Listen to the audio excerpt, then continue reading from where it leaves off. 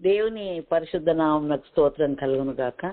ప్రభువైన యేసుక్రీస్తు నామంలో యేసయ్య మినిస్ట్రీస్ జూమ్ మీటింగ్లో జాయిన్ అయిన ప్రతి దేవుని బిడ్డకు, అలాగే దేవుని వాక్యం వింటున్న యూట్యూబ్ ద్వారా దేవుని వాక్యం వింటున్న ప్రతి దేవుని బిడ్డకు హృదయపూర్వక వందనాలు. దేవునికి స్తోత్రం. దేవుని బిడ్డలారా, మరి ప్రతి బుధవారం రోజు నేను వాక్యాన్ని అందిస్తూ ఉన్నాను. అయితే మనం ధ్యానిస్తున్న అంశము గత కొద్ది నెలలుగా ఒకటే అంశం ఏంటంటే, దేవుని దృష్టిలోనూ మానవుల దృష్టిలోనూ దయనుంది మంచి వారం అని అనిపించుకునే సంవత్సరాన్ని దేవుడు మనకి యేసయ్య మినిస్ట్రీస్ ద్వారా ఇచ్చాడు కనుక, దేవుని దృష్టిలో దయనుంది మంచివారం అని అనిపించుకోవాలంటే మనుషుల దృష్టిలో కూడా దయనుంది మంచివారం అనిపించుకో. ఎందుకంటే నాకు దేవుని ప్రేమ ఒకటే ఉంటే చాలే, దేవుని దగ్గర నా సాక్ష్యం ఉంటే చాలే అనుకోవడానికి వీలు లేదు. ఎందుకంటే మనుషులు ఇచ్చే సాక్ష్యము, దేవుడిచ్చే సాక్ష్యము ఈ రెండిటిని పరిగణలోనికి తీసుకుంటాడు. ఒక వ్యక్తి ఉన్నారంటే వాళ్ళ జీవితం ద్వారా ప్రభువును మహిమపరిచేవారుగా ఉన్నప్పుడు మనుషుల మధ్యలో సాక్ష్యాన్ని కలిగి ఉండడానికి వీలవుతుంది. అదే సాక్ష్యాన్ని దేవుడు, నా బిడ్డలు నా కొరకు ఎంత ప్రత్యేకించుకొని జీవిస్తున్నారు, ఎంత మంచి సాక్ష్యాన్ని కాపాడుకుంటున్నారని దేవుడు కూడా సంతోషపడతాడు, దేవునికి కూడా మహిమ కలుగుద్ది. కనుక దేవుని బిడ్డలారా, ఈ వాక్యం వింటున్న మనందరం కూడా మనుషుల దృష్టిలోనూ దేవుని దృష్టిలోనూ దయనొందే వారముగా బ్రతికే ప్రవర్తన నిమ్మని దేవుణ్ణి అడుక్కోవాలి. కొంతమంది మనుషులను అస్సలు ఓర్వరు, సహించరు, అందరి దగ్గర గంపనూరు వేసుకొని గొడవలు పెట్టుకొని వస్తారు, విమర్శిస్తారు, తప్పులు పడతారు. అలాంటప్పుడు మరి మనుషుల దృష్టిలో మనం ఇష్టంగా ఉండలేకపోతాం. కానీ దేవుని వాక్యం మనకు నేర్పిస్తుంది ఏమని? నీ నోరును చాలా జాగ్రత్తగా పెట్టుకో, నువ్వు మితంగా మాట్లాడు, నువ్వు ఎదుటి వారికి ప్రయోజనం కలిగించే మాటలు మాట్లాడు అని. జీవ మరణంలో నాలుక వశము గనుక నీ నాలుకని నీ స్వాధీనం అందించుకో అని ప్రభు మనకు నేర్పిస్తూ ఉన్నప్పుడు, అదే నాలుక ద్వారా ఈ లోకంలో మనము ప్రవర్తనను కాపాడుకోగలిగితే దేవుడు కూడా సంతోషపడతాడు. కనుక దేవుని బిడ్డలారా, మనం గత కొన్ని నెలలుగా దేవుని దృష్టిలోనూ మానవుల దృష్టిలోనూ దయనుంది మంచి వారం అనిపించుకోవడానికి మరి బైబిల్ గ్రంథంలో ఉన్న దేవుని బిడ్డలు ఏ విధంగా వారి సాక్ష్యాన్ని కాపాడుకున్నారో దాన్ని మనం ధ్యానించినప్పుడు వారిలో ఉన్న హలో అమ్మా మ్యూట్ పెట్టుకోండి అందరు. దేవుని దృష్టిలో దయనుంది మంచివారం అని అనిపించుకోవడానికి వీలవుద్ది కనుక మనము ఈ రెండు బ్యాలెన్స్ చేసుకోవాలి. నాకు దేవుని ప్రేమ ఉంటే చాలే అని కొంతమంది మనుషుల దగ్గర విచ్చలవిడిగా ప్రవర్తిస్తూ ఉంటారు. అది కాదు దేవుడు కోరుకునేది. మనుషుల దృష్టిలోనూ ప్రేమగానే ఉండాలి, దయనొందిన వారుగా ఉండాలి, వారి దయను సంపాదించుకోవాలి. మరియ విషయంలో దేవుని వాక్యంలో ఉంటుంది, దయాప్రాప్తురాలా నీకు శుభము అంటాడు. అంటే దయను పొందుకోగలిగిన స్త్రీ అన్నట్టు మరియ. అందుకే ఆమె కనికరింపబడి ఆమె ద్వారా లోకరక్షకుడు రావడానికి కారణమైంది. గనక దేవునికి స్తోత్రం. దేవుని బిడ్డలారా, మన ప్రవర్తన మనుషుల దృష్టిలోనూ దేవుని దృష్టిలోనూ మంచిగా ఉండాలని, దేవునికి మహిమకరంగా ఉండాలని. వీళ్ళు క్రైస్తవులు కదా, వీళ్ళు దేవుని బిడ్డలు కదా, వీళ్ళ మాటలు, చూపులు, తలంపులు, క్రియలు అన్నీ ప్రత్యేకమైనవని గ్రహించే విధంగా ఉండాలని బైబిల్లో ఉన్న ఒక్కొక్కరి జీవిత సాక్ష్యాలను మనం ధ్యానించుకుంటూ ఉన్నాం. ఈ వారం ధ్యానించుకునేది అపోస్తులుడైన పౌలు. దేవుని బిడ్డలారా, అపోస్తులైన పౌలు గురించి చెప్పాలంటే చాలా పెద్ద గుండె ధైర్యమే ఉండాలా అనిపిస్తుంది. ఎందుకంటే అందరిది చెప్పినంత క్లుప్తంగా సులువుగా అపోస్తులైన పౌలుది చెప్పలేము. బైబిల్ గ్రంథంలో అపోస్తులైన పౌలు 14 పత్రికలు రాసినట్టుగా రాయబడింది. ఆయన అనేక సంఘాలను, వ్యక్తులను దిద్దుబాటు చేసి ఒక్కొక్క విషయం, వివాహాల విషయము, విగ్రహారాధన విషయం, వ్యాజ్యాల విషయము, కలహాల విషయము, కక్షల విషయము, ఒక్కొక్క సంఘాన్ని హెచ్చరించి తన జీవితం ద్వారా మాదిరిని కనపరుస్తూనే తాను అన్ని శ్రమలు సహిస్తూనే మరి ఎదుటి వారికి బోధించినటువంటి వ్యక్తి. తన జీవితాన్ని సాక్ష్యంగా లోకానికి దేవుని దృష్టిలో చూపెట్టుకున్న వ్యక్తి కనుక మరి అపోస్తులైన పౌలు అని పిలవడానికి ముందు అతని పేరు సౌలు. ఆ వాక్యము అపోస్తుల కార్యము 22వ అధ్యాయము 3వ వచనం నుండి కొన్ని మాటలు చదువుకుందాం. అపోస్తులైన పౌలు తన గురించి ఏమని పరిచయం చేసుకుంటున్నాడు. అపోస్తుల కార్యములు 22వ అధ్యాయము. అతడు దేవుని నామం నిమిత్తము, సాక్ష్యము నిమిత్తము అధికారుల దగ్గరికి, రాజుల దగ్గరికి త్రిప్పబడుతూ ఒక దోషిగా నిలబడ్డప్పుడు తన గురించి చెప్పుకుంటూ ఉన్నాడు. సహోదరులారా, తండ్రులారా, నేను ఇప్పుడు మీ ఎదుట సమాధానం ఆలకించండి అని మరి తాను ఎవరు అనే విషయాన్ని ఫస్ట్ చెప్తున్నాడు. అదే మాట నేను చదువుతున్నా 3వ వచనం నుండి. నేను కిలికియలోని తార్సులో పుట్టిన యూదుడను. అయితే ఈ పట్టణంలో గమలియేలు పాదముల యొద్ద పెరిగి మన పితరుల ధర్మశాస్త్ర సంబంధమగు నిష్ఠయందు శిక్షితుడనై మీరందరూ నేడు ఉన్న ప్రకారము దేవుని గురించి ఆసక్తుడనై ఉండి ఈ మార్గంలో ఉన్న పురుషులను స్త్రీలను బంధించి చెరసాలలో వేయించుతూ మరణం వరకు హింసించి తిని ఇందును గూర్చి ప్రధాన యాజకులను పెద్దలందరినూ నాకు సాక్షులు. అంటే నన్ను చూసిన వారందరికీ తెలుసు నేను ఏంది అనేది.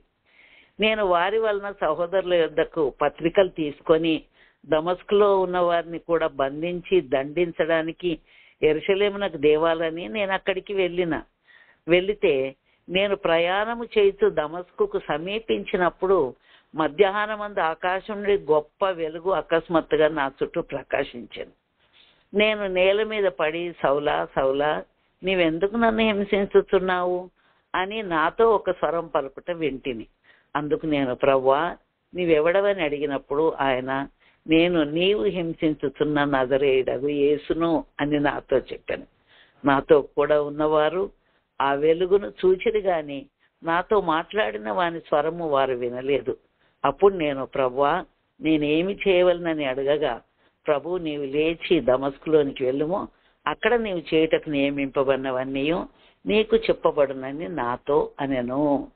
దేవునికి స్తోత్రం కలుగును గాక. దేవుని బిడ్డలారా, అపోస్తులైన పౌలు తాను విమర్శింపబడుతున్నప్పుడు, తాను అధికారులు ఎదుట నిలవాల్సి వచ్చినప్పుడు వారి ముందు తన సాక్ష్యం చెప్పుకుంటున్నాడు. తన గురించి తాను చెప్పుకుంటుండే ఏమని, నేను కిలికియలో తార్సులో పుట్టిన యూదుడని నేను ఈ పట్టణంలో గమలియేలు అనే గొప్ప వ్యక్తి దగ్గర నేను విద్యను అభ్యసించాను, పెరిగాను. అంతేకాదు బాల్యం నుండి కూడా ధర్మశాస్త్రం విషయంలో నిష్ఠ కలిగిన వాడని నేను. మీ అందరికీ ఎలాగో ఆసక్తి ఉందో అలాగూ నేను కూడా ఈ మార్గంలో వచ్చే స్త్రీలేంటి పురుషులేంటి ఎవరైనా కూడా వాళ్ళని చెరసాల్లో వేయించి వాళ్ళని మరణం వరకు హింసించిన, అంతేకాదు మరి నన్ను చూసిన వాళ్ళు కూడా నాకు సాక్షులే. మరి నేను ఇక్కడ ఏ విధంగా అందరినీ శిక్షించినో హింసించినో దమస్కులో ఉన్న వారిని కూడా బంధించి తీసుకొచ్చి యెరూషలేములోకి తీసుకొని రావాలని, వారిని కూడా హింసించాలని పత్రికలు రాపించుకొని వెళ్తూ ఉంటే నాకు దర్శనం కలిగింది. ఆ దర్శనంలో సౌలా సౌలా నీవేళ నన్ను హింసిస్తున్నావనే స్వరము నాకు వినబడింది. నా చుట్టూ వెలుగుమయం అయిపోయింది, అంత వెలుగు ఆవరించింది. అయితే ఆ స్వరం విన్నప్పుడు, ప్రభువా నీవెవడవు అని నేను అడిగితే, నేను నీవు హింసించుతున్న నజరేయుడగు యేసును అని నాతో చెప్పాను. నాతో కూడా ఉన్నవారు ఆ వెలుగును చూసినారు కానీ నాతో మాట్లాడిన వాని స్వరం మాత్రం వాళ్ళు వినలేదు. ప్రభువా నేను ఏం చెయ్యాలా అని అంటే, అప్పుడు నువ్వు దమస్కులోనికి వెళ్ళు, అక్కడ నీవేం చెయ్యాలనో నేను అక్కడ నీ కొరకు నియమించిన వ్యక్తులు ఉన్నారు. దైవ భక్తి కలిగిన అనని అనే శిష్యుడు ఉన్నాడు, ఆయన నీకు ఏం చేయాలనో చెప్తాడులే అని చెప్పి ప్రభు చెప్పాడు అని తన గురించి చెప్పుకుంటూ ఉన్నాడు పౌలు. దేవుని బిడ్డలారా, పౌలు ముందు సౌలుగా పిలువబడ్డాడు. అయితే ఆ సౌలును దేవుడు పౌలుగా మార్చిన తర్వాత తన గురించి రక్షింపబడక మునుపు, దర్శనం కలగక మునుపు అతడు ఏంటి అనే విషయం చెప్పాడు. అతడు ఒక యూదుడు, తార్సులో పుట్టిండు. తార్స్ అనే ప్రదేశం కిలికియాలో ఉంది. మరి నేను గమలియేలు పాదముల దగ్గర విద్యను అభ్యసించిన. ధర్మశాస్త్రం విషయంలో నాకు నిష్ఠ చాలా. ఎందుకంటే మన పితరులందరూ కూడా ధర్మశాస్త్రాన్నే పాటించేది కదా. ధర్మశాస్త్రం అంటే ఆది, నిర్గమ, లేవి, సంఖ్య, ద్వితీయోపదేశ ఖండాలు. బైబిల్లో 66 పుస్తకాలు ఉన్నాయండి. 66లో మొదటి 5 పుస్తకాలు మోషే ద్వారా దేవుడు ఇచ్చాడు. దాన్నే ధర్మశాస్త్రం అని పిలిచారు. అయితే ఇశ్రాయేలీలు జీవించడానికి ధర్మశాస్త్రాన్ని దేవుడిచ్చి అందులో ఆజ్ఞలను ఇచ్చాడు. నిన్ను వలె నీ పొరుగువాన్ని ప్రేమించు, పైన ఆకాశం అందే గాని, క్రింద భూమి అందే గాని, భూమి క్రింద నీళ్ళ అందే గాని దేని రూపాన్ని నువ్వు చేసుకోకూడదు, విశ్రాంతి దినమును పరిశుద్ధంగా ఆచరించాలా, నరహత్య చేయొద్దు, దొంగతనం చేయొద్దు, తల్లిదండ్రులకు లోబడాలా, వాళ్ళకు విధేయులై ఉంటే దీర్ఘాయుష కలుగుద్ది, నీ పొరుగువాన్ని ఏది ఆశించొద్దు అని ఇలాగూ 10 ఆజ్ఞలను సీనాయి పర్వతం మీద ఇశ్రాయేలీలు నడిపించే మోషేకు దేవుడిచ్చాడు. అంతేకాదు కంటికి కన్ను, పంటికి పన్ను అనే సిద్ధాంతం ధర్మశాస్త్రంలో ఇవ్వబడ్డది. మనుషులు పాపం చేత, అపరాధముల చేత చచ్చిన వారై దేవునికి దూరం అయిపోయినప్పుడు బలుల ద్వారా దేవునికి దగ్గరికి రావచ్చని లేవియాకాండం 1వ అధ్యాయంలో బలుల గురించి దేవుడు చెప్పాడు. పాప పరిహారార్థ బలి, అపరాధ పరిహారార్థ బలి, దహన బలి, మరి సమాధాన బలి, ఈ విధంగా బలులు అర్పించవచ్చు. మీరు చేసిన పాపాన్ని బట్టి ఏ పాపం చేశారో దానికి సంబంధించిన బలులు మీరు అర్పించవచ్చు. ఒక నైవేద్యం కూడా, అది 2వ అధ్యాయంలో ఉంది లేవియాకాండంలో. గనుక పాపముల ద్వారా పాపములు పోగొట్టుకోవడానికి బలుల ద్వారా నివారణ కలుగుద్దని పాత నిబంధన ధర్మశాస్త్రంలో ఉంది. కానీ క్రొత్త నిబంధనలో ఈ బలులనన్నీ తీసివేసి ప్రభు అయిన యేసుక్రీస్తు ఒక్కడే మన కొరకు బలియాగం అయిపోయాడు. ఆయన మాటి మాటికి ప్రాయశ్చిత్తం చేసే వ్యక్తి కాదు, కానీ మానవులందరి కొరకు ఒక్కసారే బలియాగం అయిపోయాడు. అందుకే 45వ కీర్తనలో తరచుగా ఈ మాట నేను చెప్తా. ఎవడును ఏ విధం చేతనైనానో తన 49వ కీర్తన 49వ కీర్తనలో ఎవడును ఏ విధము చేతనైనానో తన సహోదరుని విమోచింపలేడు, వాడు కుళ్ళు చూడక నిత్యము బ్రతుకున్నట్లు వాని నిమిత్తం ప్రాయశ్చిత్తము చేయగలవాడు ఎవడునూ లేడు, వాని ప్రాణ విమోచన ధనము బహు గొప్పది, అది ఎన్నటికీ తీరక అట్లు ఉండవలసినదే అని 49వ కీర్తన 7, 8, 9 వచనాల్లో రాయబడింది. కనుక ఎవ్వరూ తీర్చలేనంత గొప్ప ప్రాయశ్చిత్తం, అనగా అదేమి వెండి బంగారాలు కావు, కానీ యేసుప్రభు స్వయాన తానే ఆ తండ్రితో కూడా ఉండడం విడిచిపెట్టకూడని భాగ్యమని ఎంచుకోక పరలోకం నుండి ఈ లోకానికి దిగి వచ్చి మానవులను రక్షించుటకు యేసుక్రీస్తు ఈ లోకంలోకి వచ్చానన్నమాట నమ్మదగినది, పూర్ణాంగీకారమునకు యోగ్యమైనది అయి ఉన్నది అని 1 తిమోతి 1వ అధ్యాయం 15వ వచనంలో రాయబడి ఉంది. అలాగే లూకాసు వార్తలో 19వ అధ్యాయం 10వ వచనంలో నశించిన దాన్ని వెదికి రక్షించడానికి ఈ లోకానికి వచ్చాడు ప్రభు. ఆయన ఇంకా యోహాను సువార్త 10వ అధ్యాయంలో నేను గొర్రెలకు మంచి కాపరిని, మంచి కాపరి తన గొర్రెల కొరకు ప్రాణం పెడతాడు, మరి నేను గొర్రెలకు జీవంనివ్వడానికి, అది కూడా సమృద్ధి అయిన జీవంనివ్వడానికి నేను వచ్చాను అంటాడు. కనుక యేసుప్రభు ఎందుకు వచ్చాడు? నీ నుండి నా నుండి ఏదో ఆశించి రాలేదండి.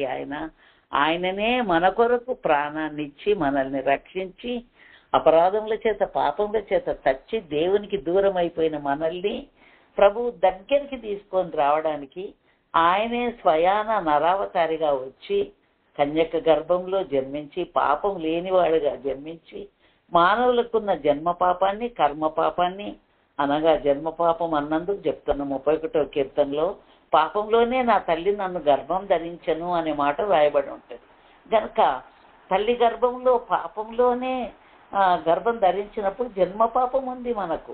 అయిన తర్వాత ఊహ తెలిసినప్పటి నుండి మన మాటలు మరి ఎవరు చెప్పకుండానే అలవాటుగా స్వభావ సిద్ధంగా స్వతహాగా వచ్చేస్తాయండి. అపోస్తలుడైన పౌలు రోమీలకు రాసిన పత్రికలో అంటాడు, మంచి చేయాలనే కోరిక నాకుంది, కానీ చేయగోరు మంచి చేయక చేయగోరని కీడే నేను చేస్తున్నా అంటాడు. అయ్యో, ఇట్టి స్థితి నుండి నన్ను ఎవడు విడిపింపగలడు అంటాడు. అంటే అర్థం ఏంటి? మంచి చెయ్యాలని ఆశ ఉంది, కానీ ఆదాము ద్వారా సంక్రమించిన ఆజ్ఞాతిక్రమం అనే పాపము నా లోపల ఉంది. శరీరంలో పాప నియమం ఉంది, అంతరంగంలో ధర్మశాస్త్ర నియమం ఉంది. ఈ శరీరంలో ఉన్న పాప నియమము అంతరంగంలో ఉన్న ధర్మశాస్త్ర నియమాన్ని చెరపట్టి లాక్కొని పోతుంది. ఇట్టి స్థితి నుండి నన్ను ఎవడు విడిపింపగలడు? ఎవరు విడిపిస్తారండి? యేసు ప్రభు ఒక్కడే విడిపిస్తాడు. అదే క్రొత్త నిబంధనకు పాత నిబంధనకు తేడా. పాత నిబంధనలో బలులు ఉన్నాయి, క్రొత్త నిబంధనలో యేసు ప్రభువే బలియాగం అయిపోయాడు, మన కొరకు ప్రాణాన్ని ఇచ్చాడు. అయితే సౌలు ఆ ధర్మశాస్త్రంలో నమ్మే వ్యక్తి, ధర్మశాస్త్రం విషయంలో నిష్ఠ కలిగిన వ్యక్తిని అని ఆయన్నే చెప్తున్నాడు. మనం 22వ అధ్యాయం అపోస్తల కార్యము 3వ వచనం నుండి చదివినాం కదండి. మన పితరుల ధర్మశాస్త్ర సంబంధమైన నిష్ఠయందు శిక్షితుడనై మీరందరున్న ప్రకారం నేను కూడా ఆసక్తి కలిగి ఉన్న దేవుని విషయంలో, కానీ యేసుక్రీస్తుని మాత్రం హింసించండి. ఎందుకంటే ఈ క్రొత్త బోధ ఏంది? ఈ క్రొత్తగా ఒకప్పుడు మోషే ద్వారా ధర్మశాస్త్రం దేవుడు మనకి ఇచ్చాడు కదా. మోషే ద్వారా ధర్మశాస్త్రం ఇచ్చినట్టుగా యోహాను సువార్త 1వ అధ్యాయంలో ఉంటుంది, మీరు చూడొచ్చు. అయితే యేసుక్రీస్తు ద్వారా కృపయు సత్యమును మనకు అనుగ్రహింపబడ్డది. ఇప్పుడు కృప ద్వారా మాత్రమే రక్షింపబడతాం. ఏ భేదము లేదు, అందరిని పాపం చేసి దేవుడు అనుగ్రహించే మహిమను పొందలేకపోతున్నారు. నమ్ము వారిని ఉచితముగా ఆయన నీతిమంతులుగా తీర్చే దేవుడు కనుక ఎవరైతే యేసు ప్రభు దేవుడని నోటితో ఒప్పుకొని హృదయమందు విశ్వసిస్తారో వారు రక్షింపబడతారు అని ఈ క్రొత్త నిబంధన ద్వారా యేసు ప్రభు మనకిచ్చిన నియమము, పద్ధతి. దీన్ని అపోస్తలుడైన పౌలు ఒప్పుకోవట్లేదు అన్నట్టు. ఆ ధర్మశాస్త్రం ప్రకారం బలులు ఇవ్వాలా, నిష్ఠ కలిగి ఉండాలా, కంటికి కన్ను పంటికి పన్ను దెబ్బకు దెబ్బ, ఇవి కదా చేయాల్సింది అని అనుకుంటుండు. అయితే ఇలాగూ ధర్మశాస్త్రమును అనుసరించే వారి విషయంలో ఆసక్తి కలిగి క్రీస్తును వెంబడించే వారిని హింసిస్తూ తిరుగుతున్న సౌలుకు ఆ దమస్కు గేటు దగ్గర దేవుడు దర్శనమిచ్చి ఆకాశం నుండి స్వరం వినిపించి, సౌలా సౌలా నువ్వెందుకు నన్ను హింసిస్తున్నావు అంటే, నువ్వెవడవు ప్రభువా? నేను నీవు హింసించుతున్న నజరేయుడగు యేసును అని చెప్తా ఉన్నా. దేవుని బిడ్డలారా, అపోస్తలుడైన పౌలు గురించి తాను చెప్పుకున్న మాటల గురించి ఇంతసేపు మనం ధ్యానించాం. కానీ ఇదే అపోస్తలుడైన పౌలు గురించి దేవుడు ఏమని చెప్తున్నాడో ఒకసారి చూద్దాం. 9వ అధ్యాయము అపోస్తల కార్యం 9వ అధ్యాయము 15-16 వచనాలు చదువుతుంది. అందుకు ప్రభువు, నీవు వెళ్ళుము, అన్యజనుల ఎదుటను రాజుల ఎదుటను ఇశ్రాయేలీయుల ఎదుటను నా నామం భరించుటకు ఇతడు నేను ఏర్పరచుకున్న సాధనమై ఉన్నాడు. ఇతడు నా నామం కొరకు ఎన్ని శ్రమలను అనుభవింపవలెనో నేను ఇతనికి చూపుదునని అతనితో చెప్పాను. అంటే దేవుడు ఏర్పరచుకున్న సాధనము అపోస్తలుడైన పౌలు రాజుల దగ్గర, ఇశ్రాయేలీయుల దగ్గర, అన్యజనులందరి దగ్గర దేవుని సాక్షి అన్నట్టు దేవుడే ఏర్పాటు చేసుకున్న సాధనం. అంతేకాదు అతను నా నామం నిమిత్తం ఎన్నో శ్రమలను అనుభవిస్తాడని కూడా దేవుడు చెప్తూ ఉన్నాడు. దేవుని బిడ్డలారా, దేవుడేమో పౌలు భక్తుని గురించి నేను ఏర్పరచుకున్న సాధనం అని చెప్తే, అపోస్తలుడైన పౌలేమో ధర్మశాస్త్రం విషయము ఆసక్తి కలిగి శిక్షితుడై మరి కొత్త నిబంధనను యేసుక్రీస్తును ఒప్పుకోకుండా ఉన్నప్పుడు దేవుడు దర్శనమిచ్చి ఆయనను మార్చిన తర్వాత ఆయన మరి ప్రభువుని గురించి యెరూషలేములో అనేకుల మధ్యలో, అన్యజనుల మధ్యలో మరి యెరూషలేములోను అన్యజనుల మధ్యలోను అంతటా కూడా ప్రభు యొక్క సాక్షిగా జీవిస్తూ సువార్త ప్రకటిస్తున్న సమయంలో ఆయనను చూసిన వాళ్ళందరూ ఏమన్నారో తెలుసా? ఒక మాట వినిపియాలి నేను, అది తప్పకుండా. అపోస్తుల కార్యం 17వ అధ్యాయంలో పౌలు ఏథెన్సులో వారి కొరకు కనిపెట్టుకొని ఉండగా ఆ పట్టణం విగ్రహములతో నిండి ఉండుట చూచినందున అతని ఆత్మ పరితాపము పట్టలేకపోయెను.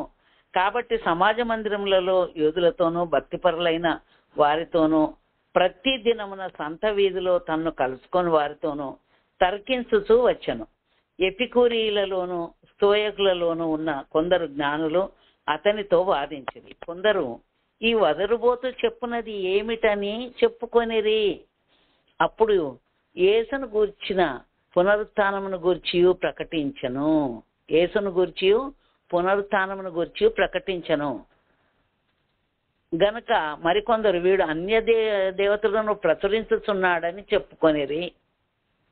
అంటే కొందరేమో ఈయన వదరుబోతూ ఇతడు అన్య దేవతల గురించి చెప్తున్నాడు అంటున్నారు. యేసు ప్రభు ఏమో నేను ఏర్పరచుకున్న సాధనం అంటున్నాడు.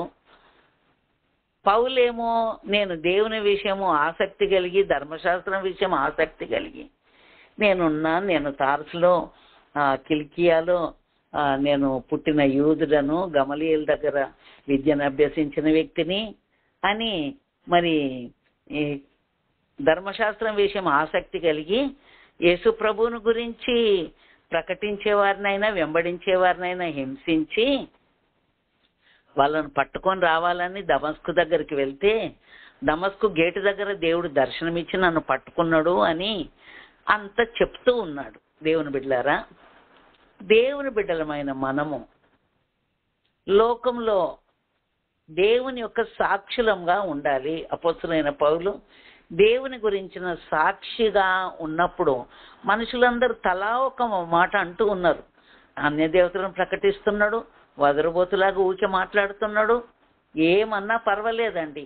అపోస్తలుడైన పౌలు యొక్క జీవితాన్ని నేను ఒక్క పోర్షన్ చెప్పలేను, కానీ అపోస్తుల కార్యంలో ఉంది, అలాగే పత్రికలలో అపోస్తలుడైన పౌలు తన గురించి రాసుకుంటాడు. సరే, దేవునికి స్తోత్రం. దేవుని బిడ్డలారా, మరి అపోస్తలుడైన పౌలు ప్రభువు కొరకు ఎంతో శ్రమలు అనుభవిస్తూనే సువార్త ప్రకటించిన వ్యక్తి. అపోస్తలుడైన పౌలు దర్శనము ద్వారా ప్రభువును చూచిన వ్యక్తి. అపోస్తలుడైన పౌలు యొక్క చేతి రుమాలు కానీ నడికట్లు కానీ అనారోగ్యంగా ఉన్న వారి మీద పెడితే వాళ్ళకు తగిలితే వారు స్వస్థత పొందినట్లుగా మరి ఈ యొక్క అపోస్తుల కార్యము 19వ అధ్యాయము 11-12 వచనాల్లో రాయబడింది. చేతి రుమాలైనా నడికట్లైనా రోగుల మీద ఉంచితే చాలు స్వస్థత పొందారు. అంతేకాదు లుస్త్రలో బలహీన పాదములు గలవాడిని ఆయన స్వస్థపరిచాడు. 3వ అంతస్తు నుండి క్రింద పడిపోయిన ఐతుకును మరి బ్రతికించాడు. ఈ విధంగా సంఘాల్లో ఉన్న లోపాలను దిద్దాడు, దర్శనం పొందాడు. అపోస్తలుడైన పౌలు ఎన్ని శ్రమలు అనుభవించాడో అది 2వ కొరింథీ 11వ అధ్యాయము 22-28 వచనాల వరకు రాసి ఉంది. నేను ముమ్మారు బెత్తములతో కొట్టబడ్డా, ఒకసారి రాళ్లతో కొట్టబడ్డా, ఒకసారి అయితే నేను చనిపోయినా అనుకొని నన్ను ఈడ్చేసిండ్రు అంత్యోకయలో ఈకోనియలో. అంతేకాదు నేను చెరసాల్లో ఉన్న నేను ప్రభు కొరకు ఎన్నో శ్రమలను నేను అనుభవించిన, 3వ ఆకాశానికి కొనిపోబడి దర్శనం కూడా చూసిన. అన్నీ మరి దేవుడు ఏ విధంగా వాడుకున్నాడు అనే విషయం గురించి చెప్తూ ఉన్నాడు. దేవుని బిడ్డలారా, అపోస్తలుడైన పౌలు ఒక మాట అంటాడు. ఏమంటాడంటే, నేను క్రీస్తును పోలి నడుచుకున్న ప్రకారము మీరు నన్ను పోలి నడుచుకొనుడి అని చెప్తూ ఉన్నాడు. అది చెప్పిన ఏకైక వ్యక్తి అండి పౌలు భక్తుడు. నేను క్రీస్తును పోలి నడుచుకున్నా, ఆయన క్షమాపణ నా లోపల ఉంది, ఆయన ప్రార్థనా జీవితం నా లోపల ఉంది, ఆయన ప్రేమించిన ప్రేమ నా లోపల ఉంది. అన్నీ అపోస్తలుడైన పౌలు చెప్తున్నాడు. నేను క్రీస్తును పోలి నడుచుకున్న ప్రకారం మీరు నన్ను పోలి నడుచుకోండి. అంతేకాదు 2వ తిమోతి పత్రికలో నా కొరకు నీతి కిరీటం కూడా ఉంచబడ్డదని చెప్తున్నాడు. ఎంత గొప్ప సాక్ష్యాన్ని కలిగినటువంటి పౌలు భక్తుని జీవితాన్ని మనము తలంచి ధ్యానించి ప్రభు అడుగుజాడల్లో, ఆయన సేవకుడైన పౌలు అడుగుజాడల్లో నడవాల్సిన వారమై ఉంటున్నాం. దేవునికి స్తోత్రం. దేవుని బిడ్డలారా, ఒక మంచి సాక్ష్య జీవితాన్ని అపోస్తులైన పౌలు కలిగి ఉన్నాడు. ప్రేమ, ఐక్యత, అనురాగము ఏ విధంగా పాపం జోలికి పోకుండా ఉండాలి, శరీరాన్ని ఏ విధంగా లొంగ తీసుకోవాలి, ఎవ్విధము చేతనైనను నాకు మృతుల్లో నుండి పునరుత్థానం కలగాలని క్రీస్తు యొక్క సమానానుభవమును నేను కలిగి ఉన్నా అని ఫిలిప్పీ పత్రిక 3వ అధ్యాయంలో చెప్తాడు. అంతేకాదు సమస్తమును ఈ లోకంలో ఉన్న విద్య ఏంటి, గొప్పతనం ఏంటి, ఏ అర్హత ఉన్నా కూడా అన్ని పెంటతో సమానంగా ఎంచుకున్నాడంట. దేవుని బిడ్డలారా, ఈ లోకము యాత్ర ముగించినప్పుడు మనతో ఏవి కూడా రావండి. వెండి రాదు, బంగారం రాదు, పిల్లలు రావు, ఇండ్లు రావు, ఏది రాదు. ఏమొస్తుంది? నీ క్రియలు నీతో వస్తాయి. నువ్వు ప్రభుని వెంబడించావా, నువ్వు సత్యంగా జీవించావా, నీ వాక్యానుసారంగా జీవించావా, నువ్వు ప్రభు అడుగుజాడల్లో నడిచావా, ఇవే నీతోటి వచ్చి దేవుని ముందు సముఖంలో నిలబడేటివి.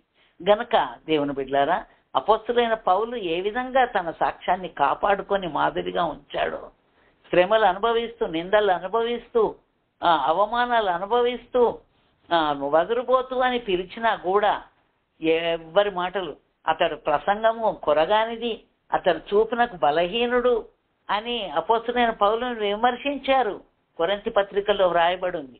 అంతేకాదు ప్రతి విషయానికి మా యుద్ధోపకరణాలు పరలోక సంబంధమైనవి, దేవుని యొక్క దుర్గములను పడద్రోయజాలనంత శక్తి కలిగినవి, మేము శరీర ప్రకారం నడుచుకున్నా శరీర ప్రకారం యుద్ధము చేయము అని తన గురించి తాను సాక్ష్యం చెప్పుకుంటూ ఉన్నాడు. ప్రియ దేవుని బిడ్డలారా, సాక్ష్యాన్ని కాపాడుకోవాలి.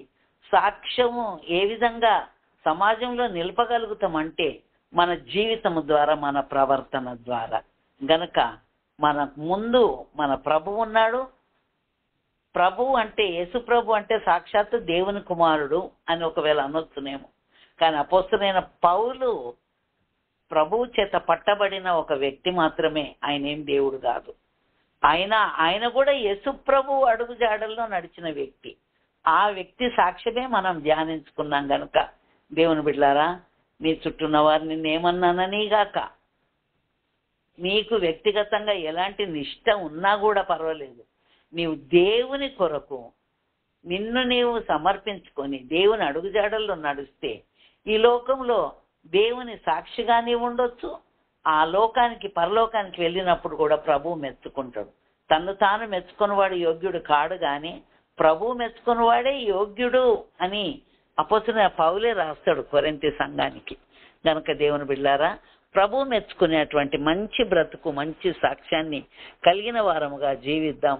ఇంకా పౌలు గురించి చెప్పడానికి చాలా ఉన్నాయి, ఒకరోజు చెప్పే మాటలు కాదు ఇవి.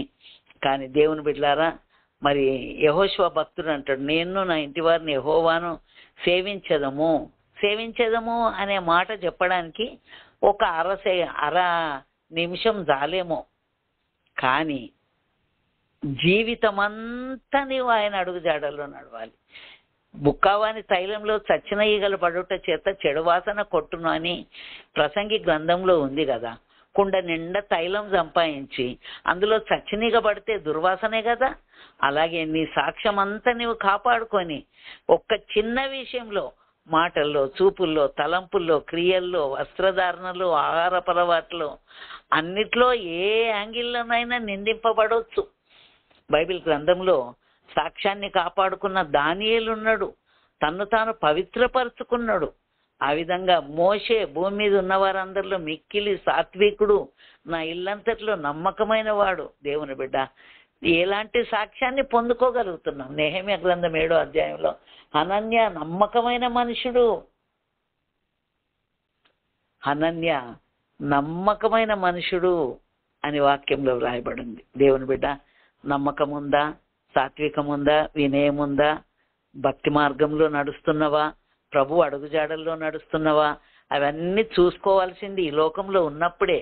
నీవెవరివైనా పర్వాలేదు, కానీ ఈ లోకంలో మనము యాత్రికులం, పరదేశులము, తాత్కాలికంగానే నివసించే వారం గనక ఒక మంచి సాక్ష్యంతో మనల్ని పుట్టించిన మన ప్రభు దగ్గరికి వెళ్ళాలని ఆశ కలిగిన వారముగా జీవిద్దాం. దేవుడు మనందరినీ దీవించునుగాక. ఈ నా మాటలు ముగిస్తున్న అపోస్తలుడైన పౌలు సాక్ష్యము ఎంతో ఆదర్శప్రాయమైంది.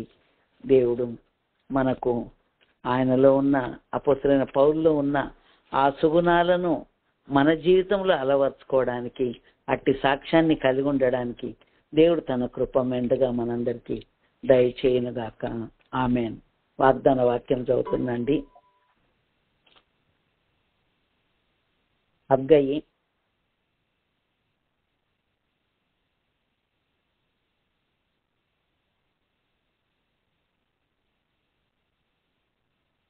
2వ అధ్యాయం 5వ వచనం. నా ఆత్మ మీ మధ్యన ఉన్నది గనక భయపడకుడి. దేవుని బిడ్డలారా, దేవుని ఆత్మ మన మధ్యలో ఉన్నది గనక భయపడొద్దని దేవుడు వాగ్దానం చేస్తూ ఉన్నాడు. గనక అట్టి కృప దేవుడు మనందరికీ దయచేసి నడిపించును గాక. ఆమేన్. ప్రార్థన చేస్తున్నాం. ప్రభువా నాయన పరిశుద్ధుడా, ప్రేమ స్వరూపి, నీ పరిశుద్ధ పాదాలకు వందనాలు. నాయన మీ కృప చేత, ప్రేమ చేత ఈ నేటి వరకు మమ్మల్ని క్షేమంగా, ఆరోగ్యంగా, సజీవంగా కాపాడినందుకు స్తోత్రం చెల్లిస్తున్నాను. ప్రభువా, ఇంతవరకు నీ వాక్యం ధ్యానించుకోవడానికి కృప చూపావు. వాక్యం ద్వారా నీవు మాతో మాట్లాడినావు. అపొస్తలుడైన పౌలు సౌలుగా ఉన్నప్పుడు ధర్మశాస్త్రం విషయంలో ఆసక్తి కలిగి జీవించాడు. కానీ దర్శనమిచ్చి పౌలుగా మార్చిన తర్వాత అతను నిన్ను వెంబడించి అనేక శ్రమలు అనుభవిస్తూనే నీ సాక్షిగా జీవించాడు, నిన్ను పోలి నడిచాడు.